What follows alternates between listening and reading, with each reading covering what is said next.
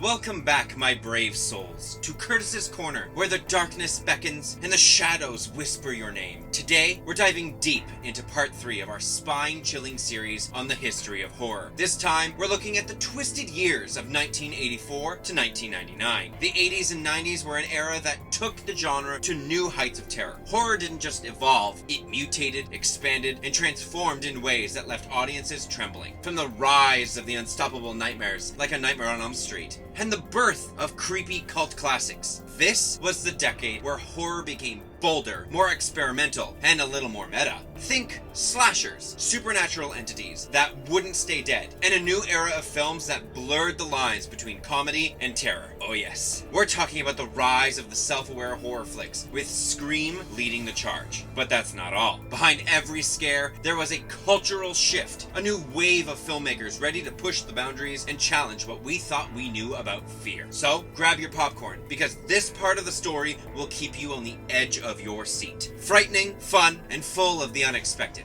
Don't forget to hit that like button if you are ready for the terror ahead. Subscribe for your weekly thrills and ring that notification bell so you never miss a scream. Want to have a say in what's coming next? Join my Patreon for early access and exclusive content. All for just $2. Alright, no more waiting. Let's take the plunge into part 3 and see what made the 80s and 90s such a wild ride for horror. Get ready, it's about to get real spooky.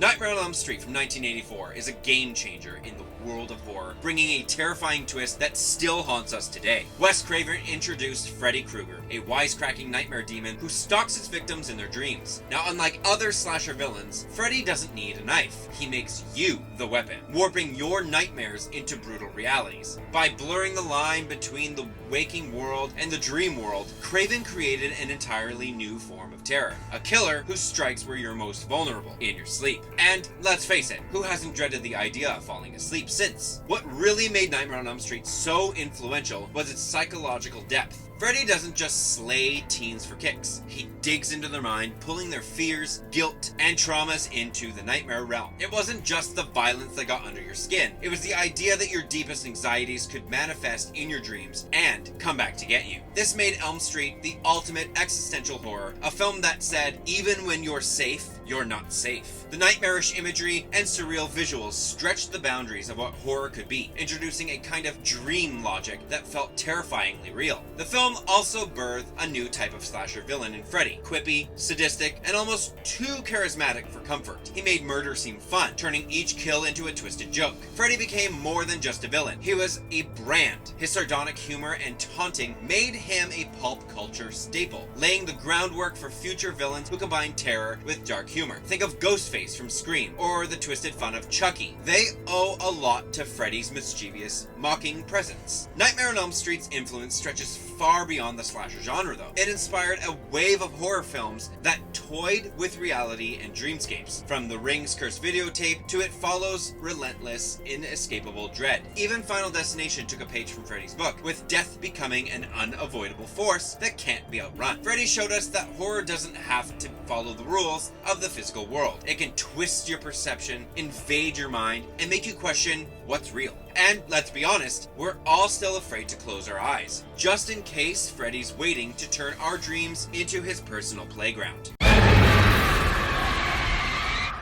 The The Fly from 1986 is the ultimate body horror masterpiece, where David Cronenberg turned a 1950s sci-fi flick into a grotesque meditation on transformation, identity, and the slow decay of the human body. When scientist Seth Brundle, played by Jeff Goldblum, accidentally merges with a fly in a teleportation experiment gone wrong, the result is both tragic and horrifying. As Brundle's body slowly mutates into something far more monstrous, the film mixes visceral, stomach-churning effects with deep emotional weight, making us feel for the man as he literally falls apart. This isn't just a monster movie, it's a heart-wrenching love story with a side of ew. What made The Fly so influential is its gut-punch combination of body horror and psychological unraveling. Cronenberg's portrayal of the mind and body breaking down simultaneously introduced a new level of terror that wasn't just about the grotesque transformations, it was about what it means to lose control of yourself. The film's shocking special effects, from melting flesh to insect-like appendages, pushed the boundaries of what was possible with practical effects at the time, cementing its place as one of the genre all-time greats. It made us terrified of the body's fragility, and yet somehow it also made us sympathize with the poor bastard falling apart. The Fly influenced a whole generation of filmmakers who followed its lead in exploring physical decay and psychological horror. Movies like Tetsuo, the Iron Man from 1989, and Jacob's Ladder from 1990 borrowed its themes of bodily transformation and the mind's slow unraveling. Cronenberg's unique blend of horror and tragedy also found its way into films like Pan's Labyrinth in 2006, where monstrous transformations are both horrifying and emotionally moving. And let's not forget the tragic, almost poetic nature of the love story between Brundle and Gina Davis's character feels echoed in the films like Shape of Water from 2017, just with fewer insect appendages. On top of all of that, The Fly practically perfected practical effects wizardry. The makeup and prosthetics done by Chris Wallace set a new standard of horror, building on films like An American Werewolf in London from 1981, but pushing the limits of body transformation even further. Cronenberg's film didn't just make you squirm, it made you marvel at how terrifyingly beautiful transformation can be. So, if you're wondering where all those nightmarish body-twisting special effects came from, look no further than The Fly. It's still buzzing in the background of horror, making us rethink what it means to truly become something else.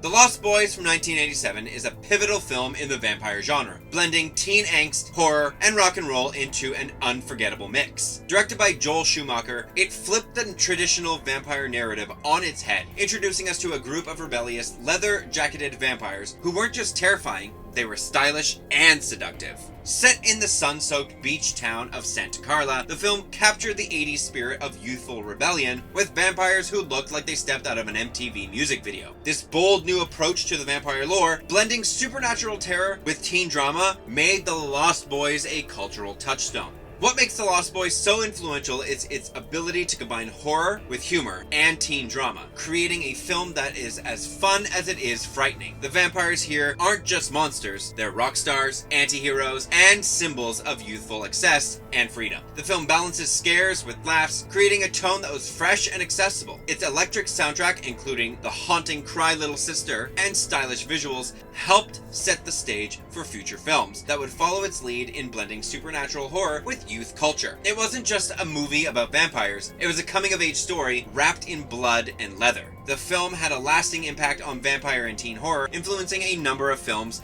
and TV shows that would follow. Buffy the Vampire Slayer from 1992 and its TV series from 1997 to 2003 took much of the film's playful yet deadly vampire formula, mixing supernatural creatures with the high school angst. The slick, rebellious vampire archetype also inspired later series like Twilight from 2008 and The Vampire Diaries from 2009. In the same year, Near Dark from 1987 offered a darker, grittier take on vampires, showcasing how the genre could be approached in very different ways, but still resonate with the idea of vampires as tragic and misunderstood figures. Both films redefined the way vampires could be portrayed, shifting them from monster movie staples to more complex, relatable characters. Now, beyond vampires, The Lost Boys influenced a broader wave of teen horror and supernatural films, where monsters weren't just killers, they were symbols of rebellion, disillusionment, and the search for identity. Movies like The Faculty from 1998 and Buffy the Vampire Slayer from 1992 drew from the same mix of teen drama, horror, and humor, while Fright Night in 1985, which predated The Lost Boys, also blended horror with teen angst and humor. The Lost Boys took this formula to a new level by adding an extra dose of 80s cool and a soundtrack that still gives us chills. The film proved that horror could be both scary and fun, making the genre more accessible to a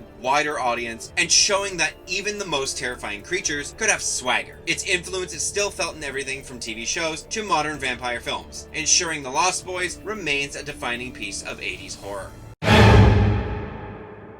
Evil Dead 2 from 1987 is one of the most influential horror films of all time, and it's easy to see why. Directed by Sam Raimi, this film is a masterclass in blending slapstick humor, over-the-top gore, and sheer relentless terror. It serves as both a sequel and a kind of reimagining of the original Evil Dead from 81, pushing the limits of what horror and comedy could be together. Raimi created a film that was widely inventive, mixing grotesque, gruesome horror with absurdly comical moments, something that hadn't really been done before. The film's breakneck pace, chaotic energy, and iconic use of practical effects made it a standout, carving a unique niche within both horror and cult cinema. What makes Evil Dead 2 so influential is its ability to perfectly balance two seemingly incompatible genres, horror and comedy. The film takes the basic premise of The Evil Dead, a group of friends trapped in a cabin by demonic forces, and turns it into a darkly comedic, almost surreal experience. Bruce Campbell's performance as Ash, the reluctant hero battling both evil spirits and his own sanity, is a blend of physical comedy, slapstick, and genuine terror. The absurdity of the possessed furniture, flying eyeballs, and demonic laughter creates a manic atmosphere, where audiences are never quite sure whether to laugh or scream. This mix of gruesome horror and outrageous humor would go on to define an entire subgenre known as horror comedy. Evil Dead 2's influence can be seen in a wide range of films that came after it. It essentially paved the way for the rise of horror comedy hybrids, from Shaun of the Dead, 2004, to Tucker and Dale vs. Evil from 2010, both of which blend terror and humor in a similar way. The film's unique use of physical comedy and gory exaggerated violence can also be seen in Dead Alive from 1992, directed by Peter Jackson, which took the same over-the-top approach to blood and slapstick. Even films like Army of Darkness, 1992, the direct sequel to Evil Dead 2, continued Raimi's trend of mixing absurdity with terror, further cementing Ash as a horror icon. Beyond other horror comedy films, Evil Dead 2 inspired countless filmmakers in its innovative use of practical effects. Raimi's budget-friendly techniques, like stop-motion animation, rubber props, and buckets of fake blood, became a gold standard for DIY-style special effects in horror. Its emphasis on practical effects over CGI also influenced later films like The Cabin in the Woods in 2012, which mixes meta-horror with comedic moments, and It Follows from 2014, which, while more serious in tone, carries the same sense of dread and surrealism that Evil Dead 2 mastered. In short, Evil Dead 2 didn't just redefine the horror comedy genre, it set a bar for creativity, chaos, and the unrelenting joy of gory mayhem in the film.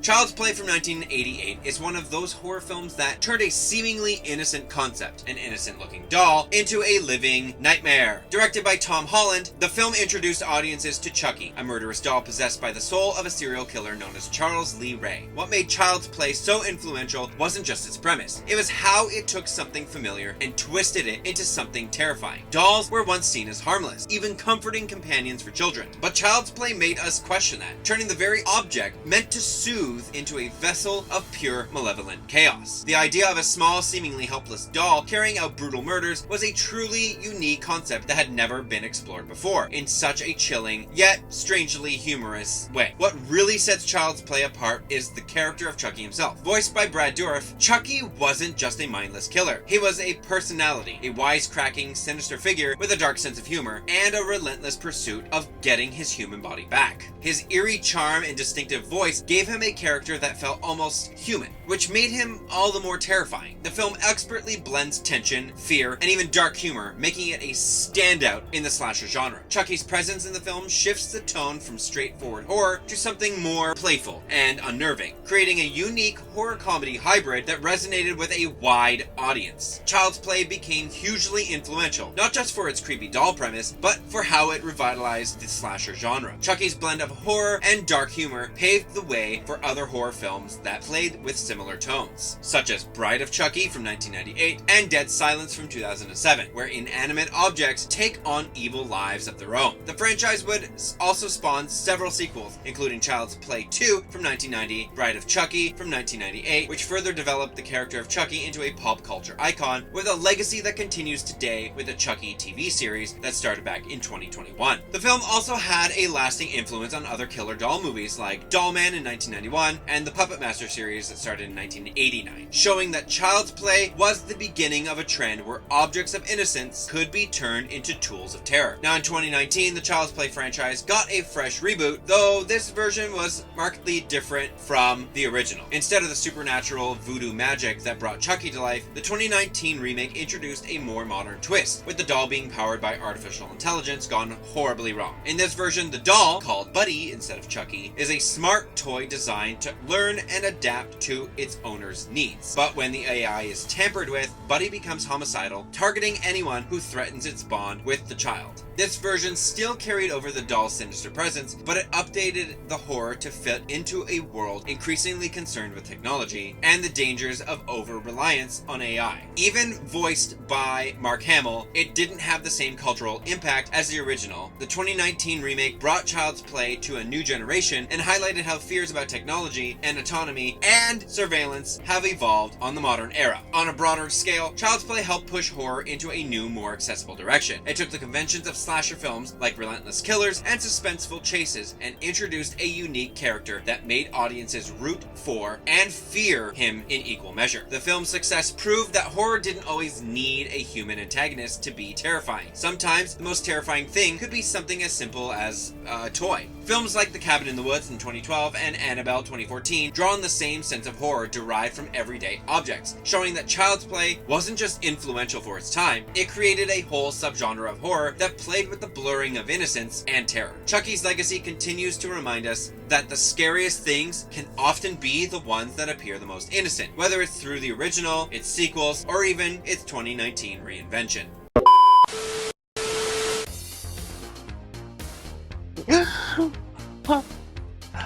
Are you utterly exasperated by the dreary state of modern horror? Do you yearn for something authentic, something delightfully atrocious, brimming with woeful acting, laughably absurd special effects, and villains so ludicrously menacing they become legends? Presenting the 1985 to 1999 Horror Vault, trademark pending. A truly unparalleled collection where the plots are an enigma, the blood gleams in shades of neon, and the monsters, oh bless them, they haven't the faintest idea of what they are doing. A collection so astonishingly dreadful, where the most bone-chilling horror isn't the creatures lurking in the shadows, but the acting itself, and the special effects, a riotous spectacle of unintentional comedy, for the mere sum of $19.99.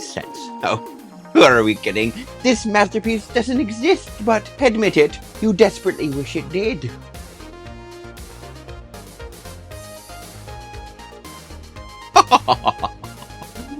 Ring us this instant, or, well, don't, because, let's be honest, it's all a glorious fabrication.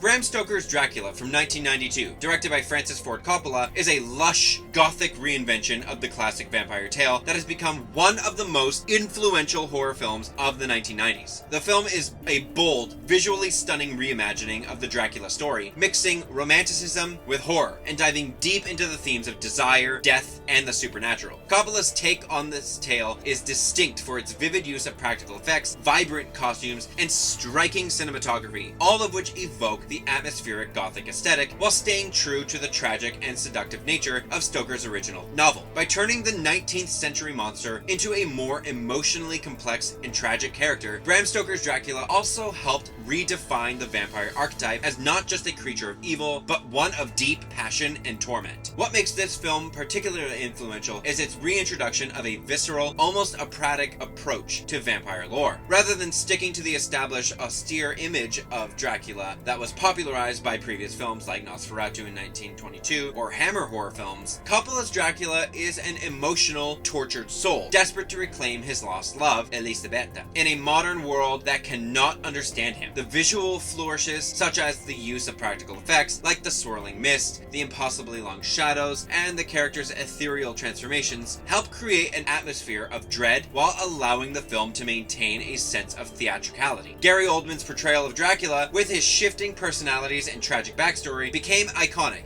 and is still regarded as one of the most memorable renditions of the vampire in cinema history. The film was a pivotal influence on later vampire films and gothic horror, inspiring a more romanticized and visually extravagant take on vampire mythos. It laid the groundwork for films like Interview with the Vampire from 1994, which continued the trend of portraying vampires as tragic figures caught between their human emotions and monstrous nature. The Lost Boys from 1987, though released earlier, had a similar youthful, rebellious vampire sensibility, but Bram Stoker's Dracula infused the genre with a more classical, elegiac quality that even the Twilight series from 2008 to 2012 reimagined vampires as romantic figures, and they owe a huge debt to the sensibilities of Dracula, though it trades the tragic for the romanticized. Beyond just influencing vampire films, Bram Stoker's Dracula also helped solidify the late 80s and early 90s as a period when horror films started embracing a more lavish, artistic approach, merging genre filmmaking with visual spectacle. The lush period piece style, coupled with the dark romanticism, influenced not only horror, but also fantasy and gothic films in general. Movies like Sleepy Hollow from 1999, Crimson Peak from 2015, and The Others from 2001 all carry the torch for gothic, atmospheric horror, with heavy emphasis on the visual design, tragic characters, and the interplay of love and death that Dracula popularized. In short, Bram Stoker's Dracula didn't just revive the classic vampire mythos, it gave it new life. Its exploration of deep emotion, the blending of horror with beauty, and its striking visual effects set the stage for an entire era of films that would treat the vampire not just as a monster, but as a tragic figure to be understood, if not always sympathized with. The film's influence continues to be seen in the ongoing evolution of the vampire genre, from the romantic and dramatic to the gothic and grotesque, ensuring that Bram Stoker's Dracula remains a seminal work in both horror and gothic cinema.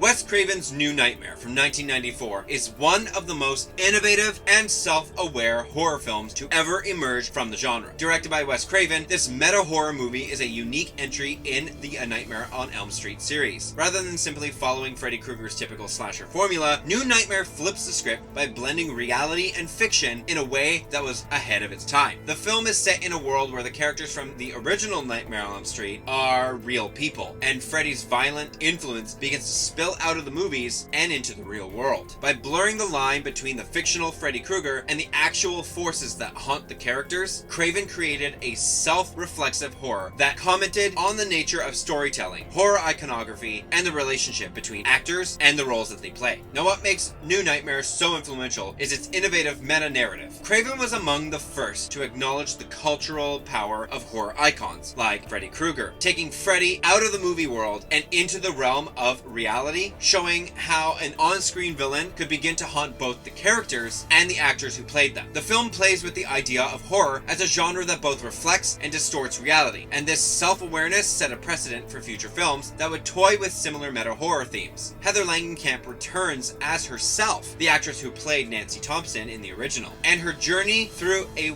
world where Freddy starts crossing over into a reality offers a unique twist on the slasher formula. This horror film within a horror film approach became a huge influence on subsequent meta horror works. New Nightmare is widely credited with influencing the postmodern horror era, helping to pave the way for films that mixed horror with self-aware humor and commentary on the genre itself. It served as a precursor to the Scream franchise, which Craven would go on to direct, which similarly deconstructed the slasher genre. Scream from 1996 took the meta-horror approach to new heights, with characters who were fully aware of the slasher movie tropes, but still got caught up in them. New Nightmare laid the groundwork for this, proving that horror films could evolve beyond simple scares, into something more self-reflexive and intellectually engaging. The influence of New Nightmare can also be seen in later films that experiment with the blending of reality and fiction. Movies like The Cabin in the Woods from 2012, which deconstructs and subverts the horror genre as a whole, owe a significant debt to Craven's work. The Final Girls from 2015 is another example of a film that plays with the concept of characters being trapped in a fictional universe, where the very nature of their existence is a commentary on horror movie conventions. New Nightmare gave filmmakers the permission to play with the boundaries of the genre, offering a space where horror can not only scare, but also make the audience reflect on the cultural legacy of its icons. Wes Craven's New Nightmare redefined what a horror film could be. It elevated the genre from mere fright to a self-aware, multi-layered exploration of horror, myth, and the relationship between audience and storyteller. Its influence rippled through the horror genre, impacting both the meta-horror subgenre and the way we view the cultural power of horror icons. The film opened up new avenues for horror storytelling, leading to a more complex and playful approach to the genre that is still felt today. Scream from 1996, also directed by Wes Craven and written by Kevin Williamson, is one of the most groundbreaking and influential horror films of the 1990s. What sets Scream apart from the countless slasher films that came before it is its self-aware meta approach. The characters in Scream are fully aware of horror movie tropes, often referencing them directly, discussing rules for surviving a slasher flick, and even mocking the cliches of the genre. This clever, playful approach breathed new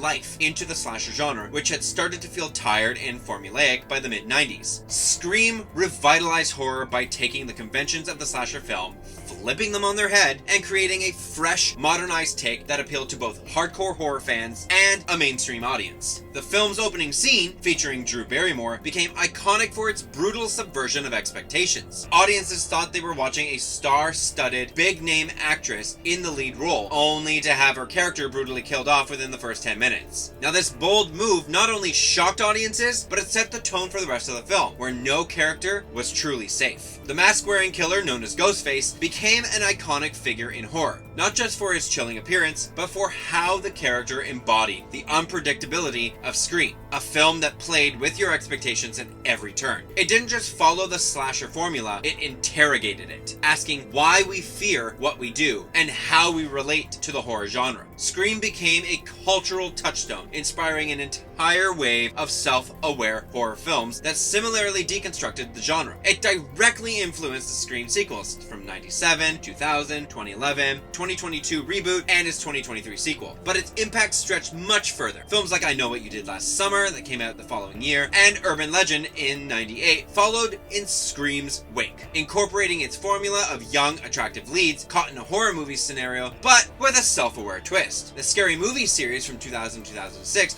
while primarily a parody, was directly inspired by the Scream franchise's mix of horror and humor. And even films like The Cabin in the Woods 2012 and The Final Girls from 2015 owe a debt to Scream's ability to subvert audience expectations. In addition to inspiring a slew of teen-oriented horror films, Scream also helped reshape the way horror films were marketed and consumed. The film revitalized the slasher subgenre by focusing on character-driven suspense and plot twists, while still delivering the gory kills and thrills that audiences craved. By turning its characters into horror movie experts, Scream invited viewers into the film's world with a wink and a nod, making them feel like insiders. This meta approach to horror would influence not just other films, but also TV shows like Buffy the Vampire Slayer in 97 to 2003, and Supernatural from 2005 to 2020, which mixed horror with humor and self-awareness. In short, Scream didn't just breathe new life into the slasher genre, it completely rewrote the rules. With its perfect mix of horror, satire, and iconic characters, it kept audiences on their toes, delivering shocks and laughs in equal measure. This game changer sparked a wave of self-aware, genre-bending horror that's still shaping films and TV today. Simply put, Scream redefined what it means to be scared, and made it fun while doing it.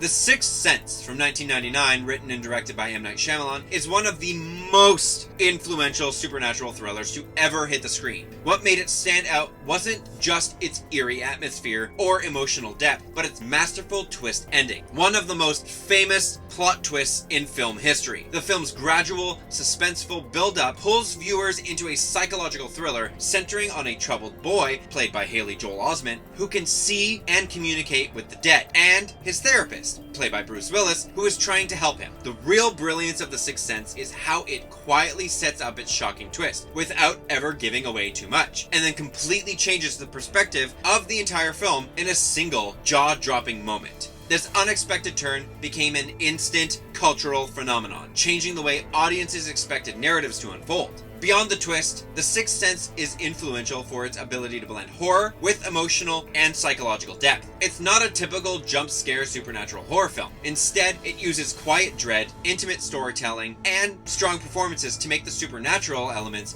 feel real and personal. The film's haunting atmosphere, combined with its thematic focus on loss, grief, and unresolved trauma, set it apart from other thrillers of the time. This delicate balance between horror and emotional depth created a template for films that followed, proving that a horror film could be both deeply unsettling and profoundly moving. The impact of The Sixth Sense rippled through the genre, inspiring a new wave of supernatural thrillers with plot twists, psychological elements, and emotional complexity. Films like The Others from 2001, The Orphanage from 2007, and The Skeleton Key from 2005 adopted similar tones of quiet horror and emotional storytelling, focusing more on atmosphere and psychological tension than the gore and the jump scares. The movie's influence also spilled over into television, with shows like Lost from 2004 to 2010 and The OA from 2016 to 2019, which relied on long-term mysteries, emotional depth, and shocking revelations to keep the audiences hooked. The Sixth Sense didn't just inspire a wave of twist-heavy thrillers, it also reshaped how audiences approached the supernatural genre. Its success showed that horror and suspense didn't have to be about immediate terror. They could be about emotional resonance and subtle creeping dread. The film's mix of surprise, heart, and psychological complexity has kept it a cultural touchstone, reminding filmmakers that sometimes the scariest stories are the ones that live in the spaces between life and death. Finally, The Blair Witch Project from 1999, directed by Daniel Myrick and Eduardo Sanchez, is one of the most groundbreaking and influential horror films of its time, not just for its terrifying content, but for how it completely redefined how horror could be filmed and consumed. The film's most remarkable achievement was its use of found footage, a style that made the audience feel like they were witnessing real events unfold. Shot on a low budget with unknown actors, The Blair Witch Project relied on the power of suggestion, minimalism, and the psychological fear of what you don't see. Its documentary-style presentation blurred the line between fiction and reality, and the lack of visible horror for much of the film made the occasional jump scares and eerie sounds all the more chilling. The result was a deeply immersive and unnerving experience that made viewers question if what they were watching was real. What made The Blair Witch Project so influential was its ability to tap into primal fears: fear of the unknown, fear of isolation, and fear of being lost, and convey those fears through simple but effective means. The film's raw, unpolished aesthetic made it feel authentic, as if the characters were real people who had actually gone missing. It also pioneered viral marketing in a way that hadn't been done before. Before the film's release, the filmmakers cultivated an internet-based mythos, spreading rumors and found footage online to make people believe the Blair Witch was a real legend. This blend of creative marketing and eerie filmmaking made the Blair Witch Project a cultural event, propelling the found footage genre into the mainstream. The success of the Blair Witch Project inspired a wave of found footage horror films that followed, making it the blueprint for a subgenre that would dominate the early 2000s. Films like Paranormal Activity 2007, Wreck from 2007, and Cloverfield from 2008 all followed in its footsteps, using the same handheld first-person perspective to create a sense of immediacy and realism. The film also influenced TV shows like The River from 2012 and The Walking Dead from 2010, which utilized shaky cameras and documentary-style storytelling to heighten the tension and immerse the audiences into the characters' experiences. But beyond just the found footage craze, the Blair Witch Project had a broader impact on the horror genre itself. Its focus on psychological tension over gore, on suggestion rather than explicit violence, paved the way for a new wave of minimalist horror. Movies like It Follows from 2014 and The Witch in 2015 embraced a similar slow burn, atmospheric approach that emphasizes mood over monster. The Blair Witch Project taught filmmakers that sometimes less is more. Sometimes the scariest thing is what you can't see and what you can only imagine. The Blair Witch Project didn't just revolutionize horror, it redefined it. With its raw, immersive style, the eerie suggestion of unseen horrors lurking just out of the frame, and its chilling uncertainty of whether what you were watching was real or fiction, the film tapped into our most primal fears. It was a masterclass in minimalism, showing that the scariest things are often the ones you can't see, the ones that hide in the shadows, and in the corners of your mind. The genius of its marketing, the cryptic website, the rumors of a real-life curse, and the found footage approach shrouded the film in a fog of dread that left viewers unsure where the myth ended and reality began. By blurring the line between fiction and reality, the Blair Witch Project forever changed how we consumed horror, turning the act of watching into a spine-tingling experience of paranoia and unease. Now, this film didn't just scare you. It invited you into the woods, where you could feel the suffocating isolation and the sense of hopelessness that the characters were experiencing, and in doing so, it inspired a whole generation of filmmakers to explore new storytelling formats, pushing the boundaries of what horror could be and how it could be told. It opened the door to the found footage subgenre to explode, creating a space where every creak in the floor, every faint whisper in the dark felt more personal, more real. The Blair Witch Project made us afraid of the things we can't see, the things that might be watching us from the shadows just beyond our reach. And for that, it continues to haunt us. And there we have it, fiends. Part 3, wrapped up tight. But don't think for a second you're off the hook. The darkness is just getting started. The early 2000s? Huh. That's when horror really started to mess with your minds. We're talking killers that never stop haunting, cursed tapes that don't come with a rewind button, and haunted places that will never, ever let you go. You think you're safe? No. They're still watching and waiting.